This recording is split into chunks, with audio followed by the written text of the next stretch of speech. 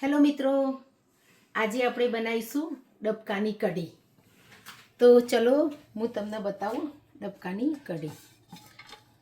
આપણે 2 કપ લઈશું ચણાનો લોટ.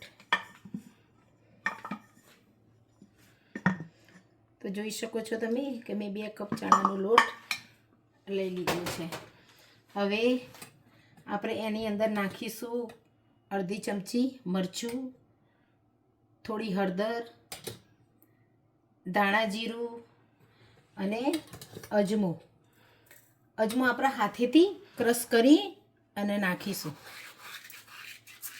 અજમો કોઈને વધારે ભાવે તો વધારે નાખી શકે અને ઓછો ભાવે તો ઓછું નાખી શકે.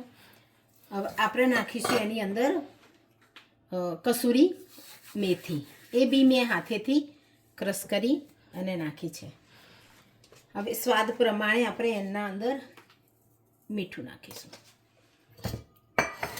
એના અંદર 1 ચમચી ઓઇલ કે જે આપણે તેલ નાખીશું. થોડુંક એવો ખાવાનો સોડા આપણે નાખીશું. જો આ બધું આપણે પહેલાં એનો મસાલા ભેગા કરી લઈશું અને સરસ એનો ભાખરી જેવો લોટ બાંધીને તૈયાર કરીશું. મેં 1 કપ પાણી લીધું છે. આપણે જોઈએ કેટલું યુઝ થાય છે. જો મિત્રો, લોટ બાંધી અને સરસ તૈયાર થઈ ગયો છે. હવે એને આપણે 10 મિનિટ રેસ્ટ આપી દઈશું અને ત્યાં સુધી આપણે કઢીની તૈયારી કરી લઈશું. લોટ બંધાઈ ગયો છે. હવે આપણે કઢીની તૈયારી કરી લઈશું. તો હું અહીંયા લઈ લઉં છું છાશ. આપ જોઈ શકો છો મેં 4 કપ જેટલી છાશ અહીંયા લીધી છે. હવે આપણે એમાં ચણાનો લોટ નાખીશું. ચણાનો લોટ આની અંદર ઓછો જ નાખવાનો છે. મીઠું નાખીશું, થોડી એવી હળદર નાખીશું, થોડુંક મરચું નાખીશું, થોડુંક ધાણા જીરું નાખીશું અને એને આપણે સરસ એનો ચણાના લોટના લમ્સ ના રહે એ રીતે તૈયાર કરી લઈશું. આ બેટર તૈયાર થઈ ગયું છે. હવે આપણે કઢીનો વઘાર કરીશું. તો તમે જોઈ શકો છો મેં 2 ચમચી જેટલું ઘી લીધું છે. હવે આપણે એમાં નાખીશું. વઘાર મારો થોડો કડક થઈ ગયો છે, આવી ગયું છે તેલ, વધારે આવી ગયું છે ઘી. 2 ચમચી જેટલી થોડીક મેથી નાખી છે અંદર, સૂકી અજમો નાખીશું. એના અંદર આપણે સૂકા મસાલા નાખીશું, લવિંગ, તજ, તમાલપત્ર અને સૂકા મરચાં, મીઠો લીમડો, આદુ મરચાંની પેસ્ટ.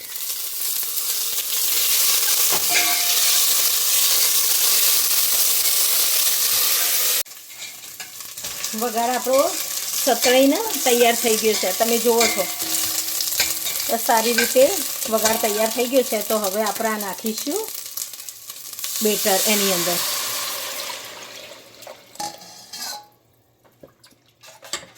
હવે આપણે કન્ટિન્યુઅસ આ બેટરનો જ્યાં સુધી ઉકળે નહીં ત્યાં સુધી આપણે એને હલાવવાનું. તમે જોઈ શકો છો કઢી ઉકળી અને તૈયાર થઈ જશે. હવે આપણે આને ધીમો ગેસ કરી દઈશું કઢી અને આપણે તૈયાર કરીશું ડબકા.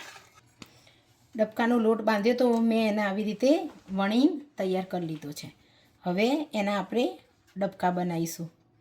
તો ડબકામાં એવું છે કે આપણને જેવરી સાઈઝ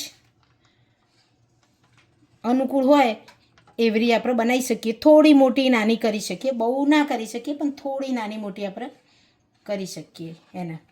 તો આવી રીતે કાપી અને મેં બધા ડબકા તૈયાર કરી લીધા છે. છો ડબકા આપણે તૈયાર કરી દીધા છે. પણ હું બીજી રીતે તમને બતાવું કે જે મારા વડ સાસુ જોડે હું આ કઢી શીખેલી છું. તો મારા વડ સાસુ કેવી રીતે ડબકા બનાવતા હતો એ આવી રીતે ડબકા બનાવતા હતો, આવી રીતે. બસ તમે જોઈ શકો છો. પણ મેં થોડું ચેન્જ કર્યું છે.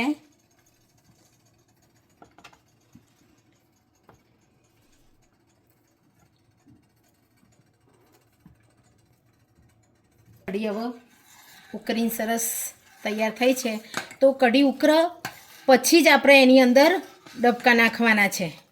ઉકળ્યા પહેલાં નાખવાના નથી. જો પહેલાં ઉકળ્યા પહેલાં આપણે ડબકા નાખીશું ને તો ડબકા અંદર ઓગળી જશે. કારણ કે આ ડબકા તળેલા નહીં. આપણે જે કઢી પકોડા ખાતા હોય એ જુદું છે કે જે પકોડા તળેલા હોય એટલે અંદર ઓગળી ના જાય. પણ આ કાચા છે તો ઓગળી જાય. એટલે એકદમ ઉકળી જાય પછી આપણે એની અંદર ડબકા અંદર મૂકવાના છે. તમે જોઈ શકો છો કે હું અંદર બધા ડબકા અંદર મૂકું છું. અને જો બધા મેં ડબકા અંદર નાખી દીધા છે અને છૂટા બી થઈ ગયા છે. અંદર એક ડબકો છૂટો થઈ ગયો. જો ઓટોમેટિક તમને અંદર દેખાય છે કે અંદર છૂટું થઈ જશે ઓટોમેટિક. અને કદાચ કોઈ ચોટેલો હોય ને તો એ ઉકળે ત્યાં સુધી તો એ થઈ જશે, એક ડબકો અલગ થઈ જશે. અને આના આપણે ડબકા કઢીમાં ચડવાના છે એટલે લગભગ 10 મિનિટ તો આપણે એને કૂક કરવાની છે કે જે ચડી જાય. જો ઉકળી જાય સરસ. પણ હવે એને આપણે ધીમો ગેસ કરી અને 10 મિનિટ એને કૂક કરીશું. જોઈ શકો છો કઢી 10 મિનિટ ઉકળી ગઈ છે. ધીમા ગેસે ગરમ થઈ ગયો મસાલો.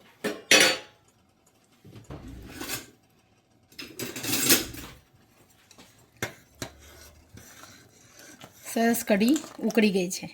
હવે તમે જોઈ શકો છો કે જો કઢી પાતળી હતી. આપણે જ્યારે વઘાર કર્યો ત્યારે એનો ચણાનો લોટ ઓછો નાખીને વઘાર કર્યો હતો. પણ આ ડબકાના કારણે ઉકળે એટલે સરસ જાડી થઈ જાય. જો થઈ ગઈ છે ને જાડી એકદમ સરસ.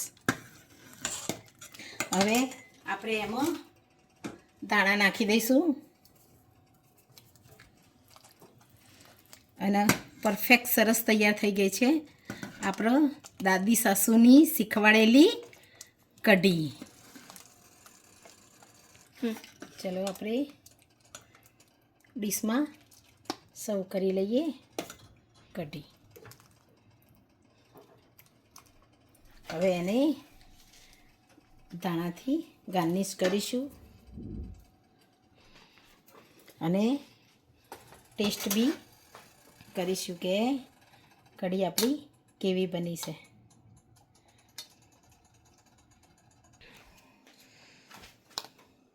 હવે ટેસ્ટ કરીશું કઢી.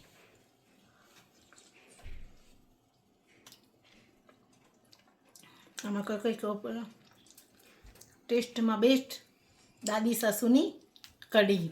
શું એટલે મારા વડ સાસુ. પણ ઘણાને ખબર ના પડે કે વડ સાસુ એટલે શું. એટલે મેં દાદી સાસુ કહ્યું છે.